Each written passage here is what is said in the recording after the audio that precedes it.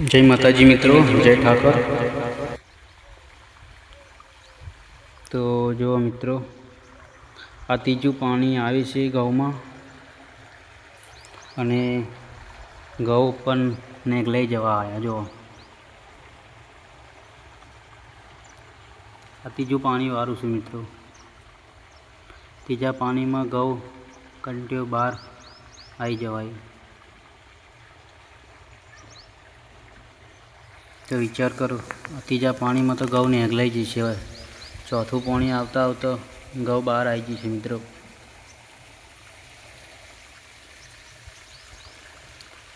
ठंडी साड़ी पड़े तो गौ सारा पाके मित्रों। अने तमने तो खबर हशे कि बजार में शुं भाव मळे छे, 600 के 700 खबर नहीं, पण अमने तो 500 रुपया में खरीदी ले छे अमारा त्याथी। तो कारण के खेडूत ने खाली 500-400 रुपया ज भाव आले, पण व्यापारी बजार में जईने भाव डबल करी नाखे मित्रों। 600-700 रुपया भावे सीटी में वेचाण करे छे मित्रों। डायरेक्ट तमे खेडूतना त्याथी लो तो तमने फायदो रहे। कारण के खेडूतना त्या बहु वधारे में वधारे 500 रुपया भाव होय मित्रों घऊनो। जो आ अमारा घऊ 173 एटले मित्रों घऊ नेगलाई जवा छे।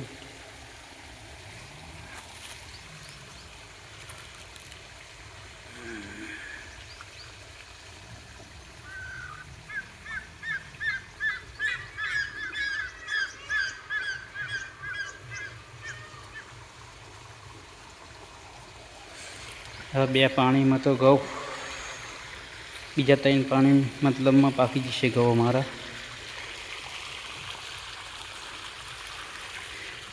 एक वीघा में केटलो उतारो थशे तो जरूर बतावजो।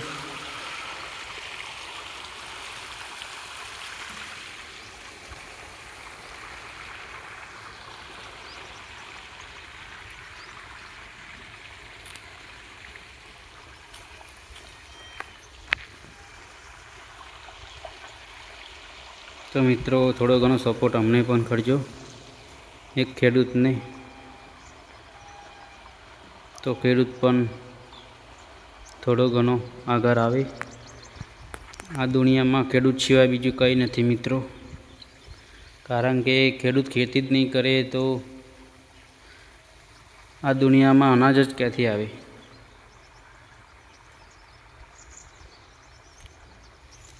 अत्यारे खेडूत बनवा कोई तैयार नहीं, पण मित्रों अनाज तो आपणे जोवे ज।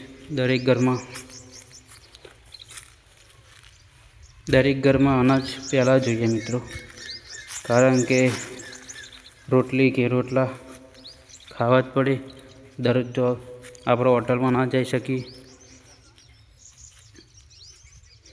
अत्यारे खेती करवा तो कोई तैयार नहीं, पण पछी के खेडूत बहु भाव ले छे 700-600। तो मित्रों 3 महीना सुधी हाचववू पड़े। 3 महीना सुधी तमारे पाणी वारवानुं, खातर लाववानुं, रोजड़ा हाचववाना, ताना 3 महीना सुधी हाचवो ताना घऊ पाके मित्रों। तो खेडूत माटे जरूर सपोर्ट करजो। कारण के आ दुनिया में एक खेडूत ज छे के तमारुं पेट भरावे छे मित्रों।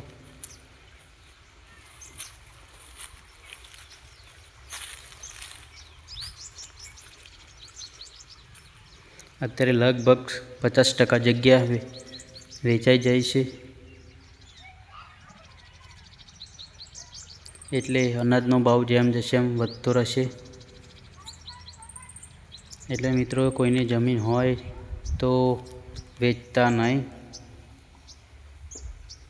भले एमां कई पाके के ना पाके पण गाली मूकजो, तमारा दीकरी दीकराने काम आवशे। पाछळथी कोई तकलीफ ना पड़े मित्रों।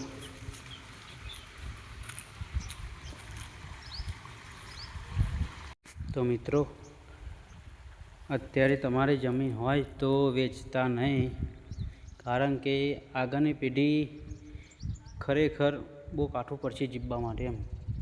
કારણ કે અત્યારે તમે પૈસા માટે જમીન તો વેચી મારશો, તમારા મોજ શોખ તો પૂરા થઈ જાય છે. ગાડીઓ, બંગલા, મોજ શોખ તમે પૂરું કરી દો, પણ આપણી પાછળની પેઢી શું કરશે? કારણ કે મિત્રો નોકરી તો જિંદગી પૂરી નહીં કરી શકતી. કારણ કે નોકરી તો તમને બધાને ખબર જ હશે કે નોકરી જ કહેવાય. જ્યાં સમયે શેઠિયો આપણને લાત મારે કોઈ નક્કી જ નથી હોતું એનું. કારણ કે હું ખુદ 5 વર્ષ નોકરી કરી છે. કારણ કે મને પણ શેઠિયાએ જેને મારે જરૂરત હતી ત્યારે મને કાઢી મૂકી હતો. કારણ કે આપણે નોકરીમાં પગાર વધારવાનું કહીએ તો શેઠિયા ના વધારે. કારણ કે શેઠિયાઓને તો શું હોય કે અત્યારે મોટે ભાગના કદવા બારના MP UPના હોય એટલે 24 કલાક કામ કરે અને હાજરી ઓછી લે, એટલે શેઠિયાઓને તો જેટલું સસ્તું હોય એટલા જ માણસો સારા લાગે. અને આપણને 400-500 રૂપિયા પાલવાય ને મિત્રો. કારણ કે આપણે ઘર ચલાવવાનું.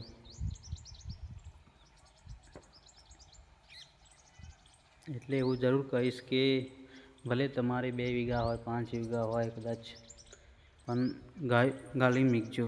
અત્યારે વેચતા નહીં. કારણ કે તમારી પાછલી પેઢી અત્યારે જેમ જેમ મોંઘવારી વધી છે મિત્રો, અત્યારે તેલના ડબ્બાના ભાવ તમે સાંભળજો. સોનું, ચાંદી જેમ મોંઘું થતું જાય છે મિત્રો. અત્યારે ઠાકોરભાઈને એક અવસર કરવો હોય ને તો ખરેખર બહુ મુશ્કેલી આવી જાય. કારણ કે 5 લાખના તો દાગીના જ થાય અને બીજા 5 લાખ એક્સ્ટ્રા જોઈએ મિત્રો. એટલે 10 લાખ હોય ત્યાં તમારો દીકરો પૈને એક. કારણ કે કપડામાં પણ અત્યારે ભાવ વધતો જાય છે. એટલે અનાજ તો પણ દંડ છે એમ ભાવ વધવાનો છે અનાજનો. કારણ કે જમીન ટૂંકી થવા આવી, એટલે જેમ જશે એમ ભાવ વધતા રહેશે અનાજમાં. અત્યારે 600-700 રૂપિયા ચાલે છે, તો ખબર નહીં કે 5 વર્ષ પછી 1000નો ભાવ થશે મારા ખ્યાલથી. મિનિમમ 1000 રૂપિયા ભાવ થાય, બરાબર મિત્રો. તો તમારા ઘરમાં 500 માણસ હોય તો તમારે 1 વર્ષનું અનાજનું કમસે કમ 10 મણ ઘઉં જોઈએ અને 1 વર્ષ નીકળે. હવે તમે 1 મણનો ભાવ 1000 રૂપિયા હોય, બરાબર, તો એક કોથળીમાં કમસે કમ 2.5 મણ 3 મણ માય તો ઘણું, તમારે 10 મણ તો જોવે જ. એટલે મિત્રો ભલે અત્યારે મોજ શોખ ઓછા કરવાના, થોડુંક ખાજો, પણ પાછલી પેઢીને આપણે થોડું ઘણું વિચારીએ તો સારું રહે. કારણ કે આપણે તો જીવી જઈશું, પણ પાછલી પેઢી આપણી શું કરશે શું નહીં એ ખબર નહીં.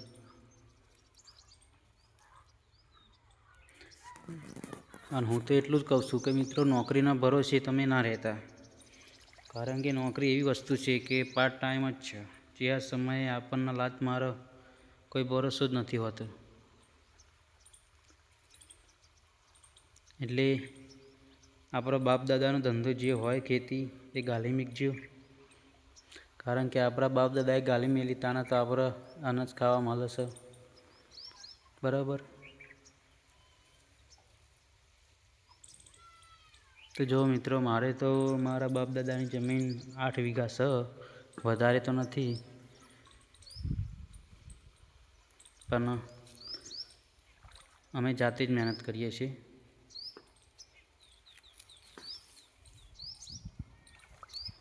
જો અત્યારે પાણી ચાલુ છે હાલ.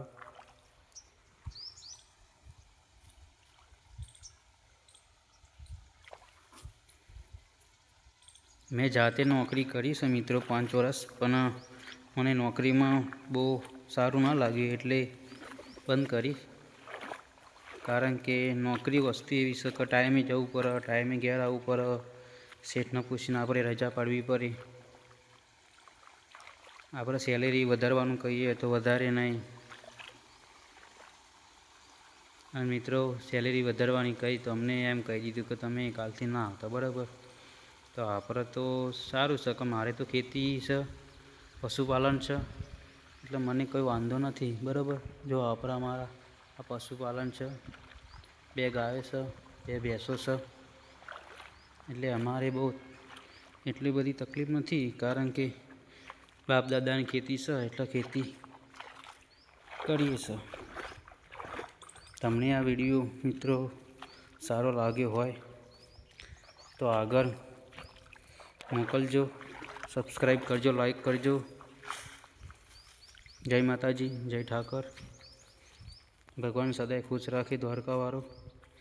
કારણ કે હું સવારે વહેલા ઉઠું એટલે ભગવાનના જરૂર યાદ કરું છું, એટલે મારા મોઢે ઠાકરનું નામ વધારે યાદ આવે છે મિત્રો.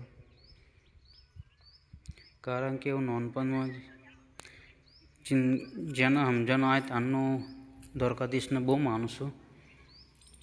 એટલે હું સવારે ઉઠું, દાંતણ કરું એ પહેલાં ભગવાનના યાદ કરું છું, પછી મારી કુળદેવીને યાદ કરું છું, પછી મિત્રો મારું કામ કરું છું.